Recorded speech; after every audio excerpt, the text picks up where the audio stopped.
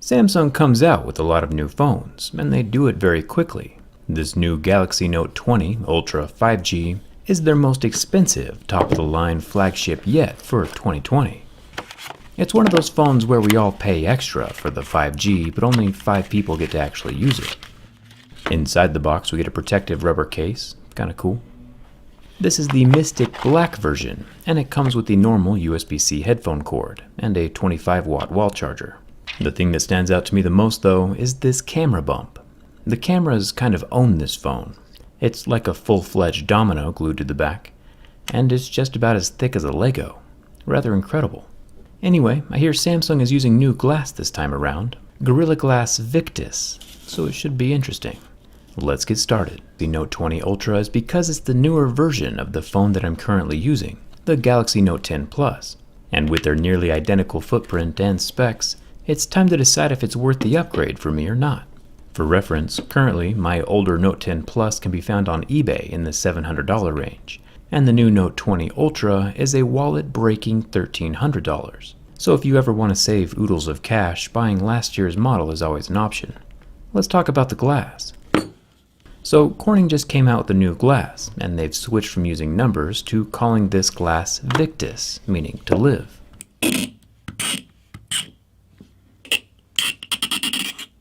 Samsung was nice enough to protect the Victus glass with a free screen protector. But once we get that removed, we can start with the real scratch test.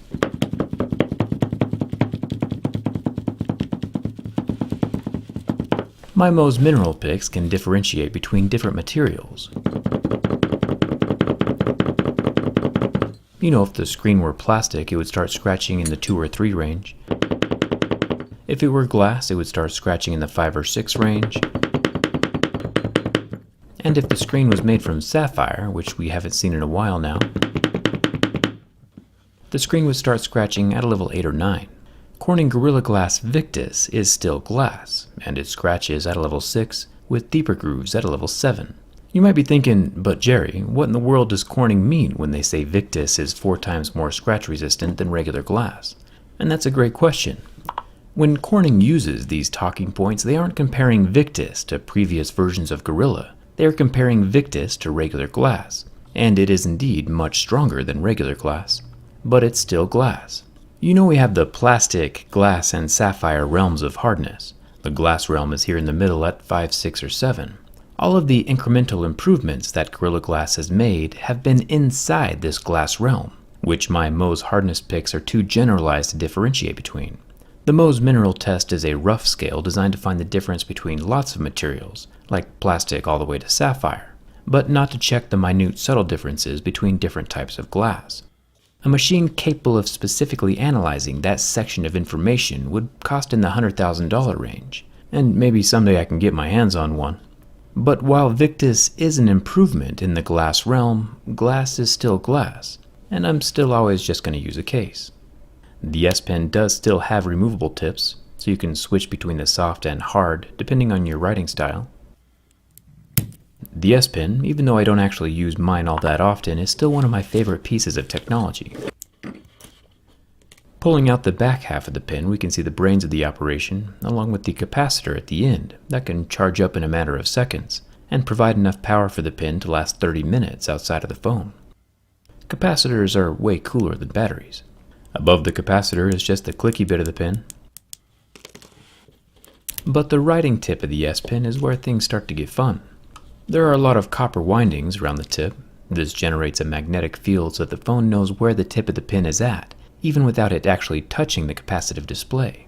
There is a pressure sensor inside the tip, of course, for when it is touching, but apparently it needs to be in like one piece or something to keep functioning, but you get the point.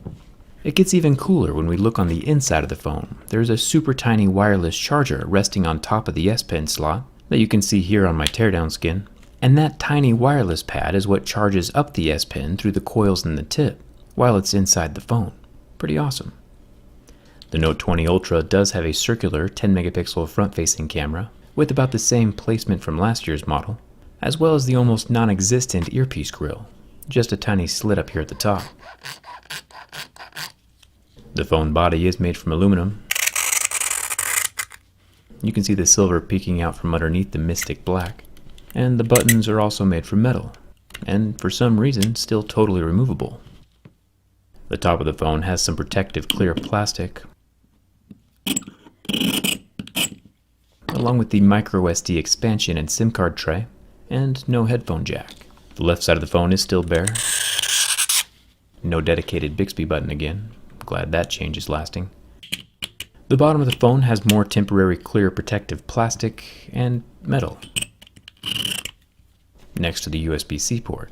The Note 20 Ultra back is made from glass, but rumor has it that Samsung's regular Note 20 is made from plastic this year. Let me know down in the comments if you want me to test that phone out. Where I do start to get a little bit tempted is the cameras. The Note 20 Ultra has a built-in 12 megapixel 5x periscope camera, where mine only has a 2x. Then there's the 108 megapixel 8K main camera, where mine's only 12 megapixels and 4K. Then we have the 12 megapixel ultra wide camera, where mine's a 16. There are some pretty big changes this year camera-wise, but still probably not worth my $1,300. Especially since my own phone is still working pretty great. Plus, maybe if I wait a bit, they'll find a way to minimize that camera bump. The only way to make this camera bump cool is by showing what's actually inside of it. I'll lay the teardown skin over top of the camera plateau, and get the rest of the phone covered up. And now we can see exactly how big the sensors are, and how much real estate that periscope zoom camera takes up underneath the hump. It's kind of all similar to last year's design, except for the S Pen is on the other side. I'll leave a link for my teardown skin down in the description. It's already available for most of the popular phones, tablets, and even laptops. The screen has improved a bit this time around. Even though it's the same resolution, it has grown 0.1 inches, and also has the capability to refresh at 120 Hz. Also, a tiny bit tempting, but avoiding 1300 Hz on my wallet is more important than needing Hertz for my eyes. After about 23 seconds, the screen started to go black, which is normally something we only see on LCD screens. This guy doesn't recover and stays burnt. Rather interesting for an AMOLED. Just another prime example of why we really have no idea why the burn test exists. The fingerprint scanner test is useful though. Samsung is once again using the ultrasonic fingerprint reader. You can see that it's not using the light from the screen to illuminate my digit. It's just using those ultrasonic waves through the glass to capture my fingerprint ridges. I'll add some level 7 deeper grooves to damage things up and try again, and it still works every single time. Not too shabby. I'll peel off the structurally enhancing magic skin, kinda kidding on the structural part, but it is magic. The Note 20 Ultra weighs 4 grams more than my Note 10 Plus, and just like last year, it's as solid as a rock. No flex in the frame, no damage to the glass or to the phone itself. I would say I'm impressed, but it does cost $1,300, so it better be durable, and no one should be surprised that it is. Instead of buying an ultra phone and having an ultra thin wallet, I'm gonna stick with my regular phone and just keep my wallet where it's at. Speaking of